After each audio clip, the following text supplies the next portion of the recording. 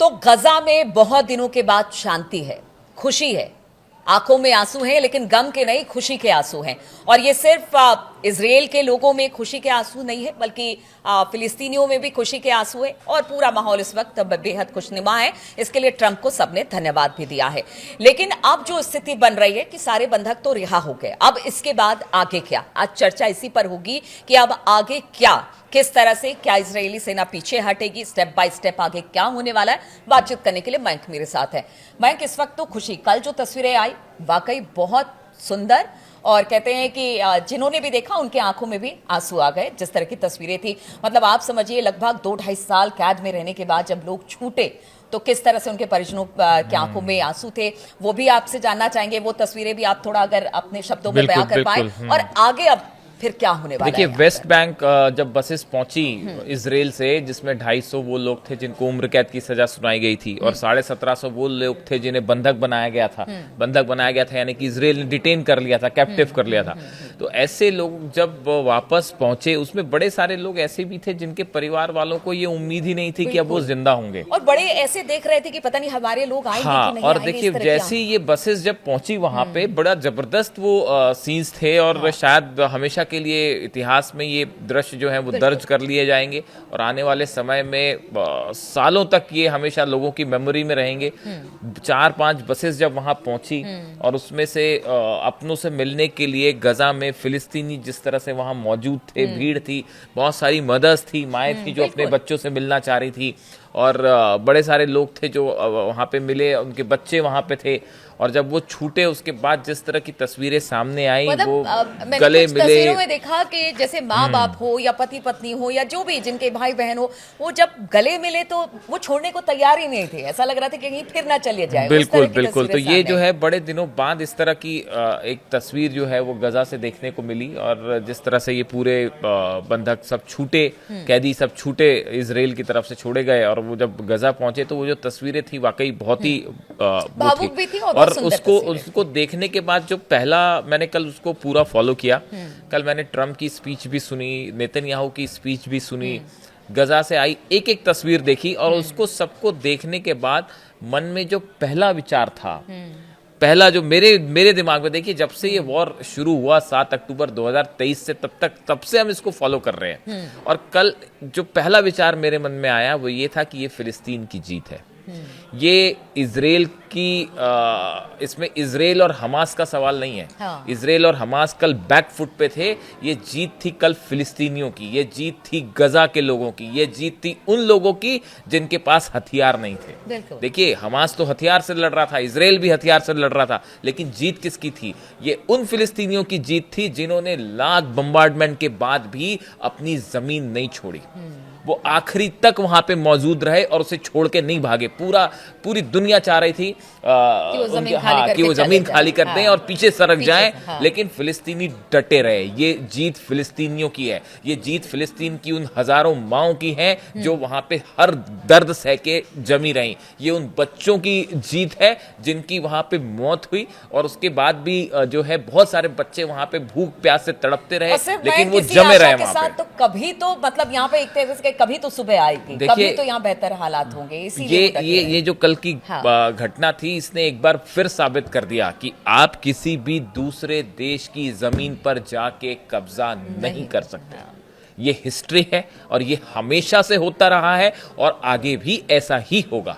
आप देखिए, गजा कहाँ बड़े बड़े मुल्क जिनके पास इतनी बड़ी सेनाएं हैं, इतनी बड़ी एयरफोर्स है, मिसाइल्स हैं, क्या नहीं है, लेकिन छोटी सी जगह है गजा। लेकिन गजा में फिलिस्तीनियों की हिम्मत जो है वो बड़े बड़े देशों के सेनाओं पर भारी पड़ गई। कल ये जीत फिलिस्तीन की थी, ये जीत ना हमास की थी। अगर आप मेरी व्यक्तिगत राय मांगेंगे, ना ये हमास की जीत थी, ना इजराइल की जीत थी, ये फिलिस्तीनियों के हिम्मत की जीत थी, ये फिलिस्तीनियों के साहस की जीत थी, और जो लोग उनके साथ खड़े हुए थे ये उनकी भी जीत थी। इसमें बहुत बड़ी भूमिका ईरान की भी है, अली खामेनी साहब की। बड़ा क्रेडिट ऐसे देशों को भी जाता है जो इस मुश्किल हालात में फिलिस्तीन के साथ खड़े रहे। बहुत सारे यूरोपीय देश हैं जिन्होंने आखिरी में इजराइल पर जबरदस्त दबाव बनाया, हम ऐसा नहीं कहेंगे कि उनका क्रेडिट नहीं है, बड़े सारे यूरोपीय देश हैं जिन्होंने आखिरी में जो है वो गजा के लिए, फिलिस्तीनियों के लिए बड़ा स्टैंड लिया। ये उन सब की भी जीत है। कल ये ह्यूमैनिटी की जीत हुई है फिलिस्तीन में। बिल्कुल सही कहा। अब आपका जो दूसरा सवाल है वो कि आगे क्या होगा, ये बात बहुत ज्यादा उलझी हुई है। कल देखिए काहिरा में जो बैठक हुई जिसमें डोनाल्ड ट्रंप समेत 20 से ज्यादा देशों के राष्ट्राध्यक्ष शामिल थे। गाजा पीस प्लान पे सिग्नेचर हुए, डॉक्यूमेंट साइन किए गए। इसमें बड़ी सारी चीजें ऐसी हैं जो अभी भी ग्रे एरिया है। एक होता है ब्लैक, एक होता है व्हाइट, एक होता है ग्रे एरिया, जिसमें अभी बहुत सारी चीजें तय नहीं है, सहमति नहीं बन पाई है, सहमति अभी नहीं है। इस पे सेकेंड दौर की बातचीत होनी है और यहां से कभी भी मामला यू टर्न ले सकता है।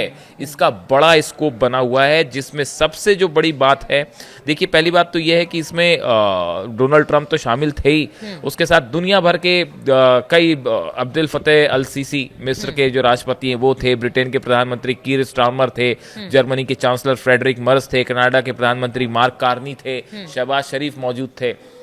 ईरान को इनवाइट किया गया था, ईरान नहीं पहुंचा।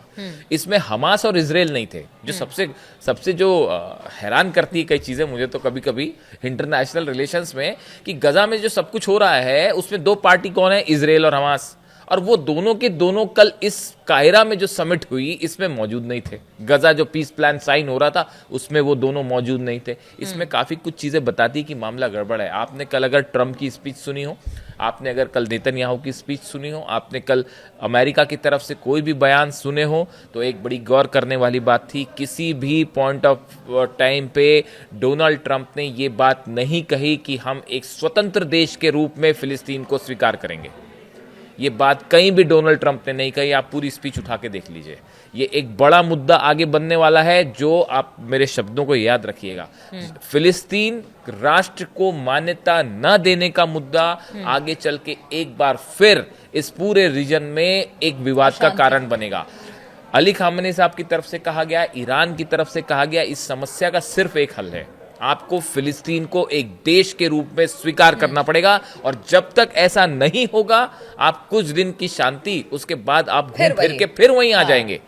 देखिए दूसरी बड़ी बात जो है, ये पहली बात, दूसरी बड़ी बात आप समझिए कि अभी इजराइल की जो फोर्सेस हैं, इजराइल की फोर्सेस जो हैं 53%, अगर हम पूरे गजा की बात करें 53% हिस्से से गजा की फोर्सेस जो है वो पीछे हट गई, धीरे-धीरे लेकिन से पीछे हट रही, आगे 40% और उसके बाद 15% तक उसकी वापसी आगे होनी है। लेकिन वो इस बात पे तय करता है कि हमास अपने हथियार छोड़ रहा है या नहीं छोड़ रहा। देखिए बड़ी सारी शर्तें हैं जो उलझी हुई हैं। 53% एरिया है गजा में, जिसमें हमास ने हामी अब तक 53% पे वापस आ गई है फोर्सेस। आगे बताया जा रहा है कि और 40% एरिया जो है उस पे भी वापस आई जाएंगी। इस तरह से चीजें हैं, वो फेज में डिवाइड है। लेकिन उसमें शर्त यह है कि इसके लिए हमास को पहले हथियार छोड़ने पड़ेंगे। अच्छा, ट्रंप का एक बयान मैंने ये भी देखा कि अगर फिर से युद्ध जैसे हालात बनते हैं या हमास उधर से हमला करता है, तो फिर इस बार जो हालात बनेंगे वो पहले से भी ज्यादा बदतर होंगे। देखिए अभी डोनाल्ड ट्रंप का जो स्पीच थी वो तो कल कुल मिला के पीस पर है। मतलब उनका जो हाँ उनका कल का जो एजेंडा था डोनाल्ड ट्रंप का, वो नोबेल पीस प्राइज भले उन्हें ना मिला हो, लेकिन सब देशों ने उन्हें समर्थन दिया। उन्हें पीस प्राइज तो नहीं मिल पाया इस बार, लेकिन वो शायद अगली बार की उम्मीद में है, क्योंकि नेतन्याहू ने कल उनसे कहा कि इस बार नहीं मिला, शायद अगली बार मिल जाएगा। तब तक तालिबान और पाकिस्तान का भी झगड़ा दूर कर तो हाँ, अभी बहुत सारी पीस करवानी उन्हें। रूस और यूक्रेन के बीच उनका अगला टारगेट है जो है। लेकिन ये जो बात है, जो आपने बात कही, देखिए नेतन्याहू का एक बयान आया है, हमास अपना आर्म्स छोड़ेगा, निशस्त्रीकरण होगा उसका, और गाजा को भी पूरी तरह से हथियार मुक्त करवाया जाएगा। अगर यह आसान तरीके से हो सकता है तो बहुत अच्छा है। अगर नहीं तो इसे कठिन तरीके से हासिल किया जाएगा। यानी देखिए नेतन्याहू का बयान साफ है, उनकी मंशा साफ है कि अगर हमास हथियार छोड़ता है तो ठीक है, वरना फिर से आप जंग वाले मोड में आ जा रहे हैं। ऐसे में सवाल यही बार बार पूछा जा रहा है कि जब हमास को हथियार ही छोड़ना था तो फिर उसने इजराइल पर हमला क्यों किया, बंधक क्यों इतने दिन तक बनाया, पूरा गाजा तबाह हो चुका है। इधर कहा जा रहा है कि जब इजराइल को भी इतने सारे फिलिस्तीनी छोड़ने थे तो फिर ये सब कुछ सवाल बहुत उठ रहे हैं इसको लेकर मयंक, जिस तरह से आप भी देखिए कह रहे हैं कि ये बात कल से कई सारे लोगों ने मुझसे पूछी जो आप पूछ रहे हैं हाँ। कि भाई अगर यही इसका एंड होना था तो ये जंग क्यों फिर हुई, क्यों जंग की? ये जंग क्यों की, हमास ने क्यों जंग की, इजराइल ने हाँ, क्यों हमले हाँ। किए। देखिए इसका एक जवाब ये है कि जब भी ऐसी सिचुएशन बनती है आपको थोड़ा सा रियलिस्टिक अप्रोच के साथ इसको एड्रेस करना पड़ेगा कि जब भी ये हालात बनते हैं तो उस समय कोई भी देश जो है या कोई भी संगठन जो विरोध कर रहा है वो कोई बहुत लंबी प्लानिंग नहीं करता। वो ये होता है कि अगर आपने हमला किया तो अगले 24 घंटे के अंदर सामने वाले देश ने भी हमला कर दिया। देखिए जैसे ईरान और इजराइल के युद्ध में हो रहा था, इधर से मिसाइल्स आ रही थी, उधर से मिसाइल्स आ रही, इधर से एयर स्ट्राइक करी इजराइल ने, उधर से उन्होंने मिसाइल मार दी। तो ऐसा ही बहुत कुछ जो है 7 अक्टूबर के बाद, जो 7 अक्टूबर को घटना हुई उसके बाद यहाँ जो गजा में हो रहा था वो एक प्रकार से आंख बंद करके हमले किए जा रहे थे।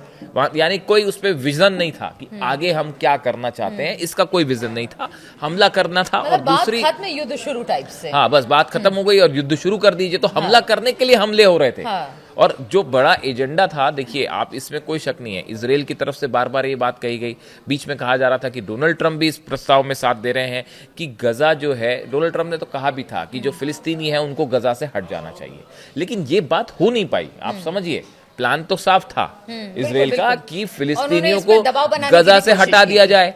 इसके लिए सब कुछ किया गया। ये जो आखिरी आप देखिए पिछले 1.5-2 महीने में जो बम्बार्डमेंट्स हुए गजा में, जो जबरदस्त धमाके किए गए, और मतलब ये कोशिश क्या थी कि फिलिस्तीनियों को यहाँ से हटाया जाए, लेकिन वो हो नहीं पाया। एक सवाल और यहाँ पर, चूंकि दर्शक भी जानना चाहेंगे, अगर हमास हथियार छोड़ देता है, जिस तरह से पीस एग्रीमेंट पर तमाम देशों के लोगों ने साइन किया, अगर हमास हथियार छोड़ देता है तो क्या फिलिस्तीन को अलग राष्ट्र का दर्जा मिलेगा? क्या हमास की उसमें एंट्री हो जाएगी जो एक बॉडी बन रही है वहां पर वो मुद्दे हैं। तो मैं वही कह रही, यही वो मुद्दे हैं। अगर छोड़ देता, यार हमास ने तो हर जगह पर आगे बढ़ के उनकी बातों को माना है, ये वो मुद्दे हैं जिन पे अभी तक चर्चा ही नहीं हुई है। यही तो खास बात है कि कतर, इजिप्ट और तुर्की ने इसमें गारंटर के रूप में साइन किए हैं इस पीस डील के ऊपर, लेकिन ये वो मुद्दे हैं जिस पे साहब अभी तक चर्चा ही नहीं हुई है, सहमति नहीं बनी है। तो अब आप देखिए कि आसान नहीं है आगे का रास्ता, सेकंड फेज वाली बात आसान नहीं है, और बड़ा जबरदस्त मिसट्रस्ट है हमास के बीच में और फिलिस्तीन के बीच में, जबरदस्त अविश्वास है। और ये कल बात नेतन्याहू की स्पीच से एक एक बात समझ में आ रही थी। अब यहाँ से आगे क्या होगा, इसमें सबसे बड़े जो 3-4 मुद्दे फंसे हुए हैं कि बॉडी का कौन रूल करेगा। अब बताया जा रहा है कि 200 सैनिक अमेरिका भेज रहा है गजा में, जो मॉनिटर करेंगे वहां पे कि राहत सामग्री दी जा रही है नहीं दी जा रही। 600 ट्रक्स जो है वो एंटर करने शुरू हो गए।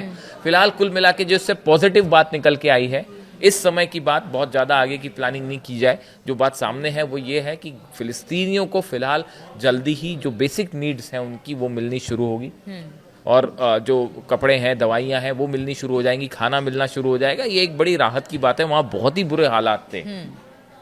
अब इस डील का आगे क्या होगा? देखिए डोनाल्ड ट्रंप तो कल ऑब्वियसली थे ही मिडिल ईस्ट में, वो वापस निकल गए हैं।